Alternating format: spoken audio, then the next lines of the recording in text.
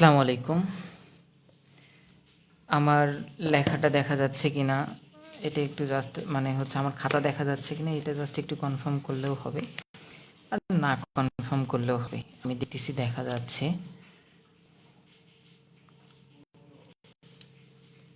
তো এটাতে কেউ থাকলেও লাইভটা হবে, না থাকলেও লাইভটা হবে। জাস্ট আমি শুধু হচ্ছে এই জিনিসটাই করবো, একটু জীবনে হচ্ছে লাইভ আমি পড়াবো বোঝেন না। তো কি পড়াবো সেটারও কোনো প্রিপারেশন নাই, জানি যে আজকে হচ্ছে টিস্যু তন্ত্র পড়াবে এমন একটা ঘোষণা দিয়েছিলাম। তো টিস্যু দিয়ে যদি আমরা শুরু করি, ভাই টিস্যুর যে সংজ্ঞাটা আমরা জানি, এখানে হচ্ছে সংজ্ঞার মধ্যে কয়েকটা কথা মূল কথা বলে দেওয়া আছে। সেটা হচ্ছে যে টিস্যুটা হচ্ছে একই উৎস থেকে সৃষ্টি হবে এবং সমধর্মী হবে। তো আমরা যদি টিস্যুর কথাটা একটু চিন্তা করি, টিস্যুর কথা চিন্তা করলে আমরা এখানে কি কি পাবো? এখানে আমরা প্রথমে পাবো হচ্ছে যেটা একই উৎস থেকে তৈরি হবে, একই উৎস থেকে তৈরি হবে এবং তা হচ্ছে সমধর্মী হবে। কি হবে? তারা সমধর্মী হবে। আমার লেখা ভালো নয় কিন্তু আমার মুখের কথা অনেক ভালো। এরপরে হচ্ছে এরা একই কাজ সম্পূর্ণ করবে। কি করবে? একই কাজ সম্পূর্ণ করে, সম্পূর্ণ বা সম্পন্ন করে, যেটা লিখবে না সেটাই হবে, সমস্যা নেই, বাংলা শব্দ নিয়ে কারাকারি নেই। তো টিস্যুটা হচ্ছে কি এক উৎস থেকে উৎপন্ন হবে এবং সমধর্মী হবে এবং একই কাজ সম্পূর্ণ করবে। তো আমরা সেটাকে মোটামুটি টিস্যু বলতে পারি। টিস্যুকে আমরা মূলত টিস্যুকে আমরা কোষ কলাও বলতে পারি। তাহলে টিস্যুকে আমরা কি বলতে পারি? কোষ কলা বলতে পারি। তাহলে টিস্যুকে আমরা কোষ কলাও বলতে পারি। আর টিস্যুর ক্ষেত্রে আমরা দুইটা প্রকার দেখতে পারি, সেটা হচ্ছে গঠন অনুযায়ী আমরা কি টিস্যুকে দুই ভাগে ভাগ করতে পারি। একটা হচ্ছে ভাজক টিস্যু এবং হচ্ছে একটা হচ্ছে ভাজক টিস্যু এবং স্থায়ী টিস্যু। কি অনুযায়ী? গঠন অনুযায়ী যদি আমরা টিস্যুকে ভাগ করি, আমরা দুইটা ভাগ পাবো। একটা হচ্ছে ভাজক টিস্যু আর একটা হচ্ছে স্থায়ী টিস্যু, তাই না? অনেক দিন ধরে পড়াশোনা করি না, তো লেখার স্টাইলই ভুলে গেছি। আচ্ছা, ভাজক টিস্যু এবং হচ্ছে স্থায়ী টিস্যু। তো ভাজক টিস্যু আজকে আমরা মূলত টিস্যুর অংশটা শেষ করব এবং টিস্যু তন্ত্র যেটা আছে ওটা রাত্রের যে কোনো একটা সময় নেওয়ার চেষ্টা করবো ইনশাল্লাহ। তো ভাজক টিস্যু জিনিসটাকে আমি খুব সহজভাবে উপস্থাপন করার চেষ্টা করব। ভাজক টিস্যু মানে হচ্ছে এখানে ভাজকের ভতে ভাগ হয়ে যায় জিনিসটা, এভাবে মনে রাখতে পারি। জাস্ট এভাবে মেডিকেলের চোরাই বুদ্ধি বলে ভতে ভাজক, ভতে ভাগ হয়ে যায়, তো এইসব কোনো কথা না। তো ভাজক টিস্যু হতে বিভক্ত হয়ে যায় বা ভাগ হয়ে যায় বা বিভাজন ক্ষমতা সম্পূর্ণ আমরা এটাকে বলতে পারি। তো ভাজক টিস্যু হচ্ছে বিভাজন করে যায়, বিভাজন হয়ে যায় বা ভাগ হয়ে যায়। তো এটার হচ্ছে অপর নাম হচ্ছে এটার অপর নাম হচ্ছে কি? মেরিস্টেম। তো ভাজক টিস্যুর অপর নামটা আমরা দেখি, পরীক্ষার জন্য খুবই গুরুত্বপূর্ণ, সেটা হচ্ছে মেরিস্টেম। ভাজক টিস্যুর অপর নাম হচ্ছে মেরিস্টেম। তো ভাজক টিস্যুর ক্ষেত্রে এই টিস্যুটা হচ্ছে, আমরা যদি এটা সংজ্ঞা দিতে চাই তাহলে কি, যে কোষগুলো হচ্ছে বিভাজিত হয়, তো সেই কোষগুলোকে আমরা কি বলতে পারি? ভাজক টিস্যুর অংশ বলতে পারি। বা যদি এটাকে যদি বইয়ের ভাষায়, যদি শালীর ভাষায় বা বইয়ের ভাষায় বলতে চাই তাহলে হবে যে কোষগুলো বিভাজিত হয় তা হচ্ছে ভাজক কোষ। এবং ভাজক কোষ দিয়ে টিস্যুই ভাজক টিস্যু। মানে ভাজক টিস্যু, প্রথম কথা হচ্ছে এখানে যেটা বিভাজন হবে, যে কোষগুলো বিভাজন হবে সেটা হচ্ছে ভাজক কোষ বা ভাজক টিস্যু। যেটা যা বললাম এটুক জানলেই হবে, আর কিছু জানতে হবে না। তো ভাজক টিস্যুর বৈশিষ্ট্যের ক্ষেত্রে যদি আমরা যাই, এই জিনিসটাকে আমরা যদি মুখস্থ না করে ভাজক টিস্যুর বৈশিষ্ট্যকে আচ্ছা, কথা আটকে আটকে যাচ্ছে, কথা আটকে আটকে কেন যাবে? আচ্ছা, আমি তাহলে দরজাটা একটু খুলে দেই, নেটওয়ার্কের সমস্যা হতে পারে।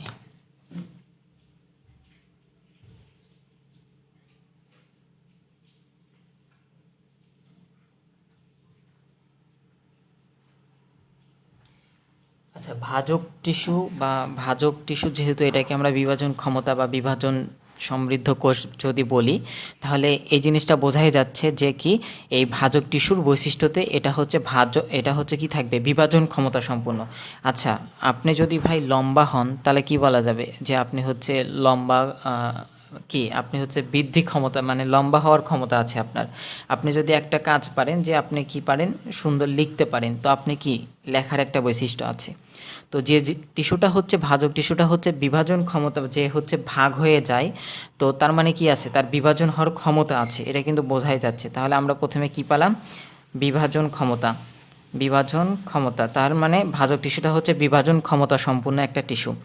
আচ্ছা, যে টিস্যুটা হচ্ছে বিভাজন হয়ে যাবে, যে টিস্যুটা বিভাজন হয়ে যাচ্ছে বা বারবার ভাগ হয়ে যাচ্ছে, এই টিস্যুটা কি বড় হওয়ার কোনো সুযোগ পাবে? ধরেন যে আপনি একটা গাছ লাগাইছেন, সেই গাছটা হচ্ছে বড় হওয়ার, এই গাছটা বড় হচ্ছে, গাছ যদি আঁকতে পারে না, এই গাছটা বড় হওয়ার পরে বড় হচ্ছে কিন্তু বারবার এখান থেকে ভাগ হয়ে যাচ্ছে, আবার বড় হচ্ছে, আবার ভাগ হয়ে যাচ্ছে। তার মানে কি গাছটা কি বড় হওয়ার কোনো সুযোগ আছে? গাছটা কিন্তু বড় হওয়ার কোনো সুযোগ নাই। তাহলে যে টিস্যুটা বারবার ভাগ হয়ে যাচ্ছে বা বিভাজন হয়ে যাচ্ছে, সেই টিস্যু তো বড় হওয়ার কোনো প্রশ্নই আসে না। তার মানে এই টিস্যুটা হচ্ছে কি বিভাজন ক্ষমতা সম্পূর্ণ, এবং এই টিস্যুটা হতে পারে ছোট হবে, কারণ এটা তো বড় হচ্ছেই না। এই টিস্যুটা কি হবে, ছোট হবে। এবং যে টিস্যুটা বারবার বিভাজিত হচ্ছে, আপনি হাত ভাই এই গাছটা বড় হতে ধরতেছে, তার মানে এ যদি জীবিত না হয় এ তো বড় হতে পারবে না, পারবে কি, পারবে না। তো মানে হচ্ছে যে জিনিসটা ভাগ হয়ে যাচ্ছে, সেই জিনিসটা হচ্ছে যদি একদম এক জায়গাতে নিশ্চল অবস্থায় থাকে, মানে কোনো চলাফেরা না করে বা কোনো হচ্ছে ক্ষমতা, তার মানে সে যদি মৃত অবস্থায় থাকে, তাহলে তো সে কী করতে পারবে না, বিভাজন হতে পারবে না। তো এই জিনিসটা হচ্ছে কি, যেহেতু বিভাজন হচ্ছে তার মানে এটা হচ্ছে জীবিত হবে, অবশ্যই জীবিত হবে। এই যদি মৃত হতো অবশ্যই বিভাজন হইতো না। তো সে ছোট হচ্ছে কিসের জন্য, বারবার বিভাজিত হচ্ছে, বড় হওয়ার কোনো সুযোগ হচ্ছে না, সেজন্য ছোট হচ্ছে, জীবিত হচ্ছে। এরপরে সমবেশীও আমরা বলতে পারি। তো এক জায়গা থেকে বারবার বিভাজন হলে অত কিছু জানার দরকার নাই ভাই, এটা খালি জানেন যে এটা বিভাজন ক্ষমতা সম্পূর্ণ, ছোট, জীবিত এবং সমাবেশীয়। এত বুঝতে হবে না বায়োলজি, দিন শেষে মুখস্থই করতে হবে। এটা হচ্ছে যেহেতু বারবার বিভাজন হচ্ছে, তার মানে এখানে যে নিউক্লিয়াসটা থাকবে সেটা হচ্ছে সব থেকে বড় থাকবে, মানে স্থায়ী টিস্যু এবং ভাজক টিস্যু আমরা দুইটা ভাগ দেখলাম। এখানে যে নিউক্লিয়াসটা থাকবে, সেই নিউক্লিয়াসটা কি আকারে কি থাকবে, বড় থাকবে। আচ্ছা, যে টিস্যুটা হচ্ছে বারবার বিভাজন হয়ে যাচ্ছে, তার এখানে তো কোনো কিছু সঞ্চিত থাকার কোনো প্রশ্নই আসে না, কারণ ভাই ও তো বিভাজন ক্ষমতা নিয়েই ব্যস্ত, ও তো কি বিভাজন ক্ষমতা নিয়েই ব্যস্ত, তাহলে তো ওর তো এখানে খাদ্য সঞ্চয় করার কোনো প্রশ্ন আসে না। যে আপনি হচ্ছে ভাই প্রতিদিন স্কুলে যাতায়াত করতেছেন, স্কুলে যাতায়াত বা কলেজে যাতায়াত করতেছেন, আপনি কি ওখানে ভাত রান্নার কোনো ব্যবস্থা করবেন বা রান্না করার কোনো ব্যবস্থা করবেন, করবেন না। কিন্তু আপনি যে বাড়িতে স্থায়ীভাবে থাকেন ওখানে কিন্তু আপনার একটা রান্নাঘর আছে। তো ঠিক সেম টাইপের আপনার ভাজক টিস্যুটা বারবার বিভাজিত হয়ে যাচ্ছে, কেউ এখানে স্থায়ীভাবে থাকছে না, তার মানে সেখানে তো খাদ্য সঞ্চিত হওয়ার কোনো প্রশ্নই আসে না। খাদ্য সঞ্চিত সেখানে কোনো প্রশ্নই আসে না যে এখানে কোনো খাদ্য সঞ্চিত হবে। আচ্ছা, যদি খাদ্য সঞ্চিত না থাকে তাহলে এখানে কোনো গহ্বর থাকবে না। যদি গহ্বর থাকে তাহলে গহ্বরে কি থাকবে, খাদ্য সঞ্চিত হয়ে থাকবে, তাই না? তো গহ্বর টাইপের জিনিস কথা মনে হলে আমরা একটা জিনিস বুঝতে পারি যে এখানে কি ফাঁক, যে শব্দটা আমরা বলতে পারি, তা এখানে আন্তঃকোষীয়, তো ফাঁক বলতে কেমন জানি লাগে না, তো এখানে আন্তঃকোষীয় ফাঁকের কথা যদি আমরা বলি, আন্তঃকোষীয় ফাঁকও থাকে না, তাহলে এখানে গহ্বর নেই, আন্তঃকোষীয় ফাঁক নেই, সঞ্চিত খাদ্য থাকে না। তারপরে হচ্ছে এটা হচ্ছে বিপাকীয় হার। আচ্ছা, যে কোষটা বারবার বিভাজিত হচ্ছে তার কী হার বেশি থাকবে, বিপাকীয় হার বেশি থাকবে, এটাই তো স্বাভাবিক, তাই না? বিপাকীয় হার অনেক কি থাকবে, বেশি থাকবে, এটাই হচ্ছে স্বাভাবিক। এবং এই কোষগুলো বারবার যেহেতু বিভাজিত হয়ে যাচ্ছে, সেটা হচ্ছে পরিণত হওয়ার আগ দিয়ে বিভাজিত হচ্ছে, মানে একটা গাছ বড় হওয়ার আগ দিয়েই আমরা তা বারবার ছেটে দেওয়া হচ্ছে বা কেটে দেওয়া হচ্ছে, তার মানে সেটা তো হচ্ছে একটা স্থায়ী রূপ পাওয়ার কোনো সম্ভাবনাই দেখা যাচ্ছে না, তাই না? আপনি একটা হচ্ছে কাদা মাটি দিয়ে একটা হচ্ছে স্তূপ করলেন, করে বারবার মনে করেন যে হচ্ছে কেউ আসে ভেঙে দিয়ে যাচ্ছে, তো এটা তো কোনো স্থায়ী হচ্ছে না, তাই না? তো এখানেও সেম টাইপের আমরা যদি ওটার সাথে একটু মিলাই, যে এটা হচ্ছে কোষগুলো অপরিণত অবস্থায় থাকে, কারণ ভাই এখানে তো বারবার বিভাজিত হয়ে যাচ্ছে, তাহলে এখানে তো পরিণত হওয়ার কোনো সুযোগই নাই, আছে কি, নাই। তো এই বৈশিষ্ট্যগুলোই মূলত হচ্ছে গুরুত্বপূর্ণ। তো এখানে আরেকটা জিনিস মনে রাখতে হবে যে এই টিস্যুর ভাজক টিস্যুর কোষ, ভাজক টিস্যুর যে কোষগুলো আছে এগুলো হচ্ছে সেলুলোজ নির্মিত থাকে এবং পাতলা কোষ প্রাচীর বিশিষ্ট। যদি এটা পাতলা না হয়, যদি পুরু হইতো তাহলে কি বারবার বিভাজিত হওয়ার কোনো সুযোগ ছিল না। তো এটা যেহেতু বারবার বিভাজিত হচ্ছে, এটা হচ্ছে পাতলা থাকতেছে। কেন পাতলা থাকতেছে? এখানে হচ্ছে সেলুলোজ নির্মিত কোষ থাকতেছে, তাই না? তাহলে আমি যদি বৈশিষ্ট্যগুলো আরেকবার যদি একটু সংক্ষিপ্তভাবে বলার চেষ্টা করি, যে কোষগুলো জীবিত, ছোট এবং সমবেশীয়। এরপরে হচ্ছে এরা হচ্ছে বিভাজন ক্ষমতা সম্পূর্ণ। এদের আকৃতিগুলো কীরকম ছিল, এটা এমসিকিউর জন্য গুরুত্বপূর্ণ। এদের আকৃতিগুলো হচ্ছে আয়তাকার, ডিম্বাকার, পঞ্চভুজ বা ষড়ভুজাকার হতে পারে। এরপরে এদের কোষ প্রাচীরটা হচ্ছে সেলুলোজ নির্মিত থাকে, পাতলা থাকে। এর ফলে এরা কী হয়, বিভাজন করতে পারে। যেহেতু এই টিস্যুটা হচ্ছে বিভাজন ক্ষমতা সম্পন্ন, এদের একটা বিভাজন করার ক্ষমতা আছে, তো তাহার মানে হচ্ছে এখানে খাদ্য সঞ্চয় করার কোনো প্রশ্নে আসে না। খাদ্য সঞ্চয় যেহেতু কোনো প্রশ্ন আসে না, এখানে গহ্বরেরও কোনো প্রয়োজন নাই। গহ্বরের যেহেতু প্রয়োজন নাই, এখানে কোনো ফুটাফাটিরও দরকার নেই। মানে হচ্ছে এখানে আন্তঃকোষীয় কোনো ফাঁক নেই। প্রথম কথা হচ্ছে এখানে আন্তঃকোষীয় কোনো ফাঁক নেই। যে টিস্যুটা বারবার বিভাজিত হচ্ছে তার বিপাকীয় হার কী হবে, কম থাকবে না বেশি থাকবে? অবশ্যই বেশি থাকবে। এরপরে এখানে যে প্লাস্টিকটা আছে এটা হচ্ছে প্লাস্টিক রূপে এখানে প্লাস্টিক রূপে অবস্থান করে। কি রূপে অবস্থান করে? প্লাস্টিক রূপে অবস্থান করে। এবং এখানে যে কোষ বিভাজনটা হচ্ছে এটা মাইটোসিস প্রক্রিয়ায় বিভাজিত হয়। মাইটোসিস প্রক্রিয়ায় বিভাজিত হয়। মাইটোসিস প্রক্রিয়ায় বিভাজিত হয়। এটা হচ্ছে আর কি এর বৈশিষ্ট্য। তো এই বৈশিষ্ট্যটুকুই আসলে জানলে আমরা এখান থেকে অনেক করতে পারবো, এবং এই বৈশিষ্ট্যটা খুবই খুবই খুবই গুরুত্বপূর্ণ। এখান থেকে হয়ে থাকে। আর এখন টিস্যুর কাজটা আসলে কি, এটা কোনো গুরুত্বপূর্ণ না, এমসিকিউ হয় না। একটা টিস্যু বিভাজন হচ্ছে, এটা হচ্ছে কি, এটা হচ্ছে একটা উদ্ভিদকে কি করবে, বৃদ্ধি করবে, কি করবে, বৃদ্ধি করে। যদি একটা জায়গাতে কোনো কিছু যদি মানে ক্ষত হয়ে থাকে, একটা উদ্ভিদ আছে, উদ্ভিদের এই জায়গাটা ধরেন যে কোনো একটা কিছুতে ক্ষত হয়ে গেল, এই ক্ষতটা পূরণ করার ক্ষেত্রে এই কোষ বিভাজন কি আছে, বা টিস্যু বিভাজনের যে ভাজক টিস্যু বিভাজনের এটার একটা ভূমিকা আছে, যে এই ক্ষত স্থান পূরণ করার ক্ষেত্রে। এরপরে আর কি, ভাজক টিস্যু হতে স্থায়ী টিস্যু সৃষ্টি হয়, সেটাই। এই কাজটা গুরুত্বপূর্ণ না। এরপরে আমরা যদি শ্রেণী বিভাগে চলে যাই, ভাজক টিস্যু শ্রেণী বিভাগে যদি আমরা চলে যাই, শ্রেণী বিভাগের ক্ষেত্রে আমরা এটাকে অনেকভাবে ভাগ করতে পারি। তবে তার বিষয় হতে কি, ভাজক টিস্যুর প্রত্যেকটা প্রকারভেদই হচ্ছে 3 প্রকারের হয়ে থাকে। যদি আমরা এই ভাজক টিস্যুর প্রকারকে যদি প্রথমে যদি আমরা উৎপত্তি অনুসারে ভাগ করার চেষ্টা করি, উৎপত্তি অনুসারে যদি আমরা এটাকে ভাগ করার চেষ্টা করি, কি অনুসারে? উৎপত্তি অনুসারে আমরা 3টা ভাগ পাবো। কি কি পাবো? প্রথমে পাবো হচ্ছে প্রোমেরিস্টেম পাবো। প্রোমেরিস্টেমের অপনা কি? প্রোমেরিস্টেমের অপন কি? প্রোমেরিস্টেমের অপনা হচ্ছে প্রাম্বিক ভাজক টিস্যু। তাহলে প্রথমটা পারলাম হচ্ছে প্রোমেরিস্টেম বা প্রাম্বিক ভাজক টিস্যু, তারপরে পাবো হচ্ছে প্রাথমিক ভাজক টিস্যু। কি পাবো? প্রাইমারি ভাজক টিস্যু। প্রাইমারি ভাজক টিস্যু পাবো। তারপরে পাবো হচ্ছে সেকেন্ডারি ভাজক টিস্যু। সেকেন্ডারি। তাহলে আমরা উৎপত্তি অনুসারে 3টা ভাগ পাচ্ছি। একটা হচ্ছে প্রোমেরিস্টেম, প্রাথমিক ভাজক টিস্যু, একটা হলো প্রাইমারি ভাজক টিস্যু বা সেকেন্ডারি ভাজক টিস্যু। তা উৎপত্তি অনুসারে যেহেতু আমরা 3টা ভাগ দেখলাম, তো প্রোমেরিস্টেম বা প্রাম্বিক ভাজক টিস্যু, এখান থেকে আমাদের কোন তথ্যটা গুরুত্বপূর্ণ সেটা যদি আমরা একটু দেখি, এখানে প্রোমেরিস্টেম থেকেই মানে উদ্ভিদের প্রথম বৃদ্ধি শুরু হয়।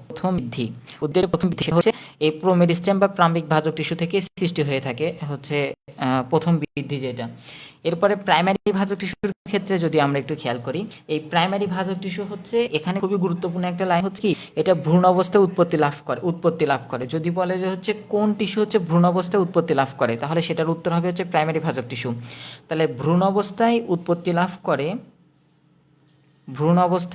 লাভ করে কোন টিস্যু, সেটা যদি প্রশ্ন থাকে সেক্ষেত্রে উত্তরটা হবে কি, প্রাইমারি ভাজক টিস্যু।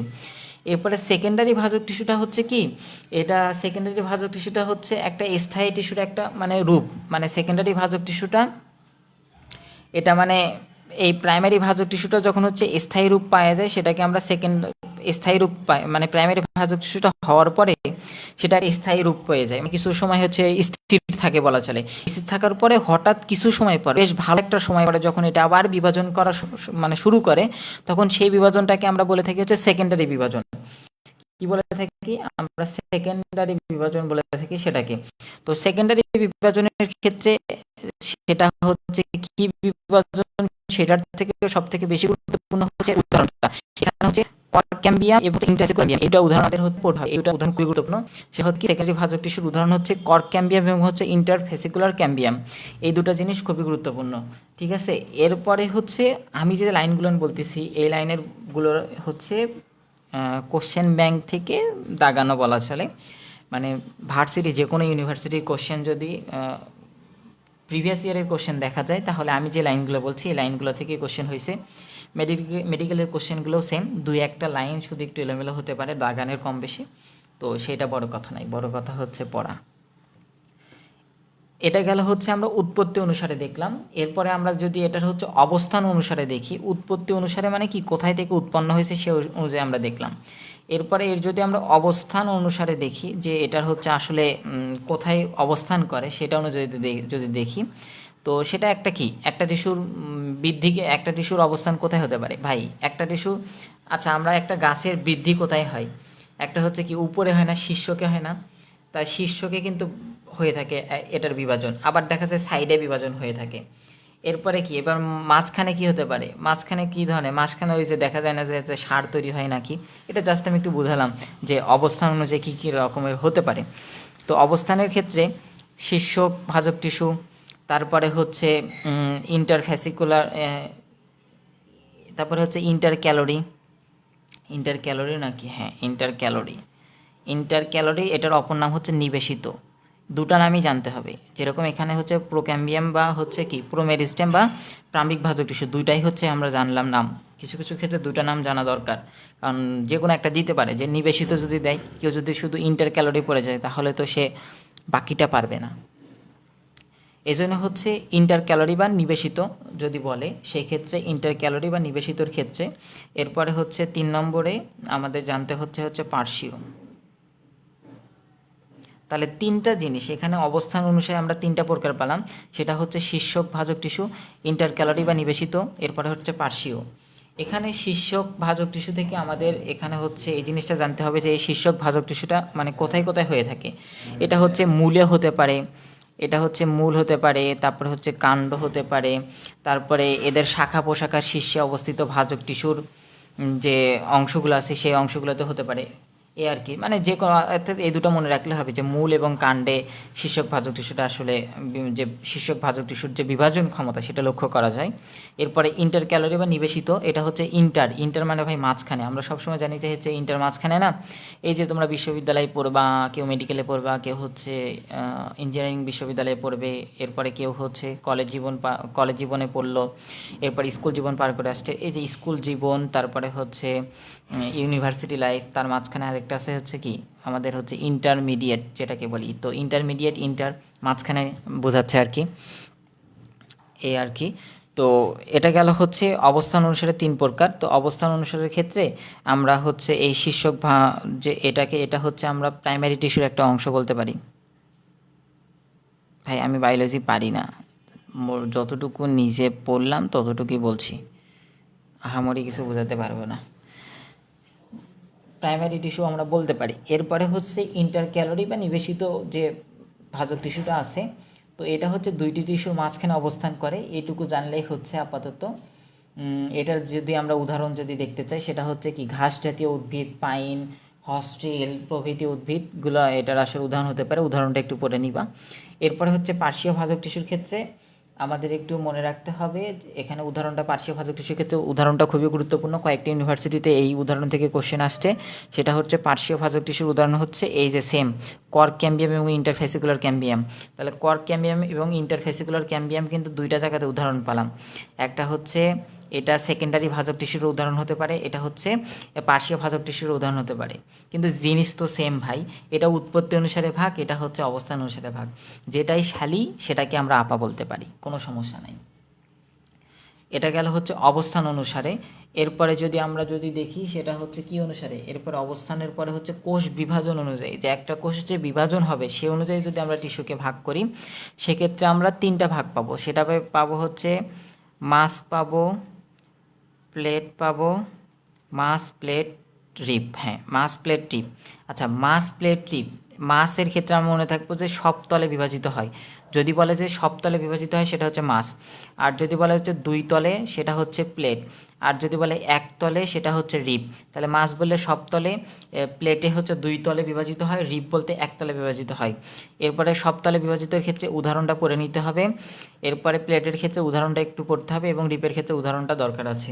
এই আর কি, এটা গেল হচ্ছে বিভাজন অনুযায়ী। যদি আমরা কাজ অনুযায়ী যদি দেখি, এখানে রিপের ক্ষেত্রে আরেকটা জিনিস মনে রাখতে হবে, এটা হচ্ছে বুকের পাঁজরের ন্যায় দেখা যায়, বুকের পাঁজরের ন্যায়। আচ্ছা, আমরা একটা পাতাকে যদি হচ্ছে দেখা যায় যে পাতার মধ্যে এরকম শিরাবিন্যাস আছে না, তো এটা হচ্ছে আমাদের বুকের যে পাঁজরের মতো দেখতে আর কি, সেটা আর কি বলছে, দেখতে বুঝে বুকের পাঁজরের ন্যায়। তাহলে বলে যে পাঁজরের ন্যায় দেখতে কোন কোষ বিভাজন, রিব বা ভাজক, রিব ভাজক টিস্যু যেটা আছে সেটা হচ্ছে দেখতে, সেই বিভাজনটা দেখতে হচ্ছে বুকের পাঁজরের ন্যায় দেখতে আর কি, সেটার আর কি গঠন। এই আর কি, এটুকুই।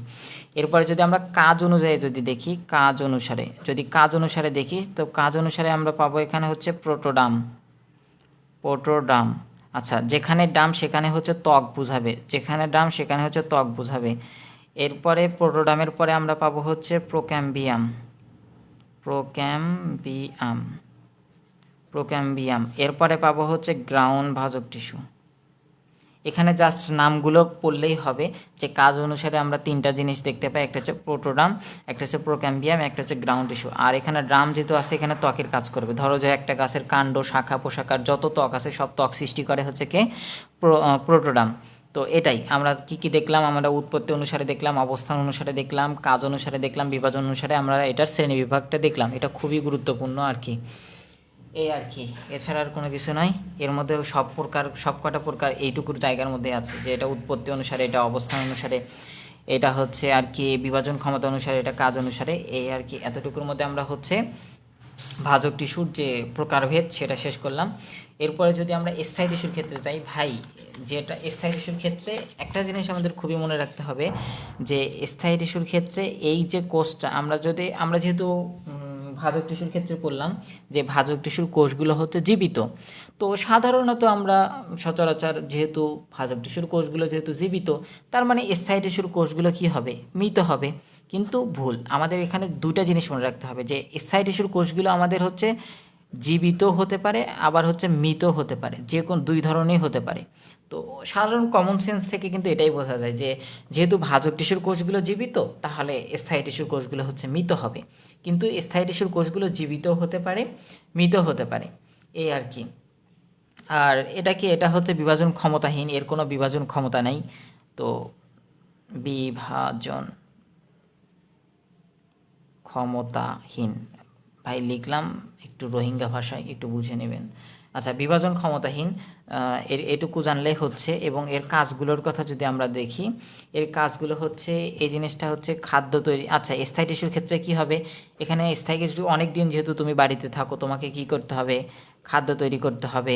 আচ্ছা, খাদ্য তৈরি করার পর ধরো যে সে খাদ্যটা, অতিরিক্ত খাদ্যটা তোমাকে সঞ্চয় করতে হবে যাতে তুমি পরে ব্যবহার করতে পারো। তার মানে সেখানে খাদ্য সঞ্চয়ের একটা ব্যাপার আছে। তারপরে হচ্ছে কি করবা, যেহেতু তোমার পুরো দেহে তুমি একটা মুখে খাদ্য খাচ্ছ, সে মুখে থাকলেই তো হবে না, হাত পা আঙ্গুল টাঙ্গুল যা যা আছে সব জায়গাতে কী করতে হবে, পৌঁছাতে হবে। তার মানে এখানে তোমাদের খাদ্য এবং লবণ একটা পরিবহনের একটা ব্যবস্থা আছে। তারপরে যেহেতু খাদ্যটা খাইলা, তুমি যেহেতু অনেক দিন যাবত এখানে থাকবা, তোমার তো একটা শক্তি সামর্থ্যর দরকার আছে, তাই না? তার মানে দৃঢ়তা প্রদানের একটা ব্যাপার স্যাপার আছে। তার মানে স্থায়ী টিস্যু কী করে, খাদ্য তৈরি করে, খাদ্য খনিজ লবণ সঞ্চয় করে, পরিবহন করে, এরপর দৃঢ়তা প্রদান করে, এইটুকুই আর কি স্থায়ী টিস্যুর ক্ষেত্রে। তো স্থায়ী টিস্যুর যদি আমরা প্রকারভেদ দেখি, তো গঠন এবং কাজের ভিত্তিতে যদি আমরা দেখি, কিসের ভিত্তিতে, গঠন প্লাস কাজ, গঠন প্লাস মানে কিভাবে গঠিত এবং কিভাবে কাজ করে সেটার উপর যদি দেখি, তো আমরা এখানে তিনটা ভাগ পাবো। সরল একটা পাবো, এরপরে হচ্ছে আমরা জটিল পাবো, সরল টিস্যু, জটিল টিস্যু বা যৌগিক টিস্যু। জটিলের অপর নাম হচ্ছে যৌগিক, সেটা আমরা সবাই জানি, বললেও জানি না বললেও জানি। এরপরে 3 নম্বরে আমরা পাবো হচ্ছে ক্ষরণকারী, ক্ষরণকারী বা নিঃস্রাবী। ক্ষরণকারীর অপর নাম হচ্ছে নিঃস্রাবী। নিঃস্রাবী দিয়ে কিন্তু অনেক কটা এমসিকিউ আছে, কোশ্চেন ব্যাংকে দেখা যায়। তো ক্ষরণকারী বা নিঃস্রাবী, তাহলে গঠন এবং কাজের ভিত্তিতে আমরা তিনটা ভাগ দেখলাম, একটা হচ্ছে সরল টিস্যু, একবার জটিল বা যৌগিক টিস্যু, একটা হচ্ছে ক্ষরণকারী বা নিঃস্রাবী টিস্যু। নিঃস্রাবী টিস্যু, এই তিনটা ভাগ।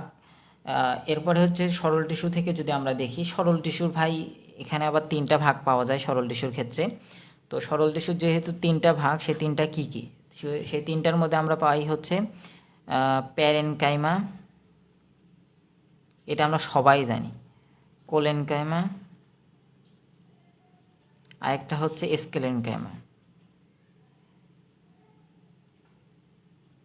তার মানে এখানে 3টা সরল টিস্যুর 3টা ভাগ, একটা হচ্ছে প্যারেনকাইমা, একটা হচ্ছে কোলেনকাইমা, একটা হচ্ছে স্কেলেনকাইমা। এই 3টা ভাগের দিয়ে আমরা হচ্ছে আর কি সরল টিস্যুর যে প্রকারভেদ সেটা আমরা জানলাম। জটিল টিস্যুর ক্ষেত্রে জটিল টিস্যুর আসলে 2টা প্রকারভেদ, সেটা আমরা সবাই জানি, একটা ফ্লোয়েম আর একটা হচ্ছে জাইলেম ফ্লোয়েম। জাইলেমের জ, ফ্লোয়েমের ফ, ফ্লোয়েমের ফ, এই যে 3টা জিনিস আমরা এখানে পেলাম। তাহলে হচ্ছে জটিলের 2টা প্রকার, একটা হচ্ছে জাইলেম টিস্যু, একটা হচ্ছে ফ্লোয়েম টিস্যু, এই আর কি। এবং হচ্ছে ক্ষরণকারী বা নিঃস্রাবী টিস্যুর প্রকারভেদে হচ্ছে ক্ষরণকারী বা নিঃস্রাবী টিস্যু 2 ধরনের। এখানে তরুক্ষীর এখানে যখন আসে তখনই ক্ষীরের কথা মনে হয়, পায়েস ক্ষীর, সেই ক্ষীরের কথা মনে হয়। তো এখানে আমরা পাবো হচ্ছে তরুক্ষীর, আরেকটা পাবো হচ্ছে গ্রন্থি টিস্যু। তাহলে কি টিস্যু? গ্রন্থি টিস্যু। তাহলে আমরা যদি দেখি যে স্থায়ী টিস্যুর ক্ষেত্রে আমরা এখানে যদি মূল কথাটা একটু বলার চেষ্টা করি, স্থায়ী টিস্যু বিভাজন ক্ষমতাহীন, মানে এর কোনো বিভাজন ক্ষমতা নেই। এর কোষগুলো হচ্ছে জীবিত হতে পারে, মৃত হতে পারে। এই টিস্যু এগুলো হচ্ছে কি করে? খাদ্য সঞ্চয় করে, খাদ্য তৈরি করে, খাদ্য সঞ্চয় করে, পরিবহন করে, দৃঢ়তা প্রদান করে। আচ্ছা, এখানে খাদ্য তৈরি যেহেতু হয়, তার মানে এখানে কি থাকবে? কোষ গহ্বর থাকবে। খাদ্য তো যেহেতু তৈরি করছে, ওকে তো খাদ্যটা একটু কী করতে হবে? সংগ্রহ করতে হবে। তার মানে এখানে কোষ গহ্বরের কী আছে? একটা গহ্বর, যে গহ্বর, এই গহ্বরটা আর কি আমরা দেখতে পাই। এরপরে আন্তঃকোষীয় ফাঁক থাকে, মানে ভাজক টিস্যুরই আর কি বিপরীত যে বৈশিষ্ট্যগুলো, সেগুলো আর কি এখানে প্রকাশ পাবে। এরপর গঠন এবং কাজের ভিত্তিতে যদি আমরা ভাগ করি, সেক্ষেত্রে আমরা হচ্ছে 3টা ভাগ পাই, সেটা হচ্ছে সরল টিস্যু, এরপরে জটিল বা যৌগিক টিস্যু, ক্ষরণকারী বা নিঃস্রাবী টিস্যু।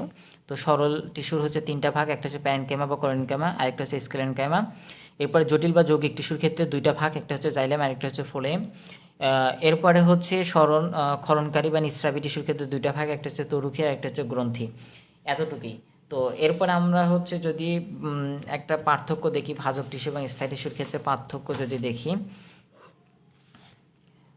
ভতে ভাজক, স্থায়ী, এটুকু লিখলে বোঝা যাবে। আচ্ছা আচ্ছা, আমি যদি প্রথমে বলি নি দিয়ে আমি নিউক্লিয়াস বোঝাচ্ছি। আচ্ছা, ভাজক টিস্যুর নিউক্লিয়াসটা কি? আকারে কিন্তু বড় হয়ে থাকে। আমি কিন্তু বললাম যেহেতু বারবার বিভাজিত হয়, এই নিউক্লিয়াসটা হচ্ছে বড় হয়ে থাকে, কিন্তু স্থায়ী টিস্যুর নিউক্লিয়াসটা ছোট হয়ে থাকে।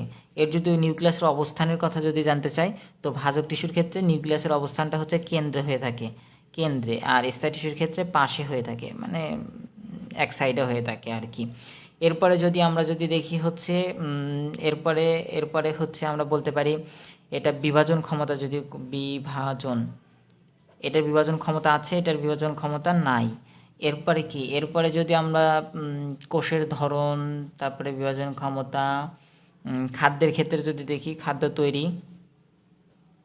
তৈরি করে না, খাদ্য তৈরি করে। খাদ্য সঞ্চয়ের ক্ষেত্রে এই খাদ্য সঞ্চয় করে না, খাদ্য সঞ্চয় করে। এখানে কোষ গহ্বর, গহ্বর গহ্বর গহ্বর নেই, গহ্বর আছে, এটাই আর কি পার্থক্য এখানে। তারপরে হচ্ছে আমাদের বইয়ে সরল টিস্যু এবং হচ্ছে জটিল টিস্যুর পার্থক্য দিয়েছে। তো এক্ষেত্রে আমাদের পার্থক্যটা সহজ আছে, পড়ে নিলেই হবে। আশা করি এটা আমাকে বলে দিতে হবে না। তো মূল কথাটা যদি একদম সংক্ষিপ্তভাবে বলি যে কতটুকু আজকে কি পড়ালাম না পড়ালাম। প্রথমে আমরা দেখলাম হচ্ছে ভাজক টিস্যু। তো ভাজক টিস্যু হচ্ছে বিভাজন ক্ষমতাহীন, এবং বিভাজন ক্ষমতাহীন। এরপরে হচ্ছে কি দেখলাম? বিভাজন ক্ষমতাহীন যেহেতু, তো এখানে হচ্ছে কোষের যে আকার, এটা হচ্ছে ছোট হয়ে থাকে, সমবেশী হয়ে থাকে। এর যে আমরা আকৃতি যদি দেখি, এটা আকৃতি হচ্ছে আয়তাকার, ডিম্বাকার, পঞ্চভুজাকার, ষড়ভুজাকার হতে পারে। এরপরে হচ্ছে এটা এখানে কোষ গহ্বর নেই। তারপরে হচ্ছে খাদ্য সঞ্চয় করে না, কোনো বর্জ্য পদার্থ সঞ্চয় হয় না, নিউক্লিয়াসের আকারটা বড়। এরপরে হচ্ছে আমরা কি দেখলাম? এরপরে হচ্ছে প্লাস্টিডগুলো প্লাস্টিড রূপে কাজ করে। তারপরে হচ্ছে তারপরে আরও কি দেখলাম মনে নাই, যদিও মনে পড়বে আস্তে আস্তে। এরপরে হচ্ছে আমরা দেখলাম এর প্রকারভেদ দেখলাম, উৎপত্তি অনুসারে 3 প্রকার দেখলাম। সেটা হচ্ছে কি সেটা আমরা কি দেখলাম? মেরিস্টেম বা হচ্ছে প্রামিক ভাজক টিস্যু, তারপরে হচ্ছে প্রাইমারি ভাজক টিস্যু, সেকেন্ডারি ভাজক টিস্যু, তারপরে হচ্ছে আমরা অবস্থান অনুযায়ী দেখলাম, তারপরে বিভাজন ক্ষমতা অনুযায়ী দেখলাম, কাজ অনুযায়ী দেখলাম, সবগুলোই 3 প্রকার করে। তারপরে আমরা কি দেখলাম? তারপরে আমরা চলে গেলাম হচ্ছে স্থায়ী টিস্যুতে। স্থায়ী টিস্যুর কোনো বিভাজন ক্ষমতা নেই, তারপরে যেহেতু এখানে এখানে হচ্ছে খাদ্য তৈরি করে, খাদ্য সঞ্চয় করে, তারপরে হচ্ছে দৃঢ়তা প্রদান করে, পরিবহন করে। এরপরে এর গঠন এবং কাজের ভিত্তিতে তিনটা ভাগে ভাগ করা যায়: সরল, জটিল, যৌগিক। সরল, জটিল বা যৌগিক। এরপরে হচ্ছে আরেকটা কি, আরেকটা হচ্ছে নিঃস্রাবী বা ক্ষরণকারী বা নিঃস্রাবী টিস্যু। তারপর সরল টিস্যুর আবার তিনটা প্রকার দেখলাম। সরল টিস্যুর তিনটা প্রকারের মধ্যে কী কী ছিল?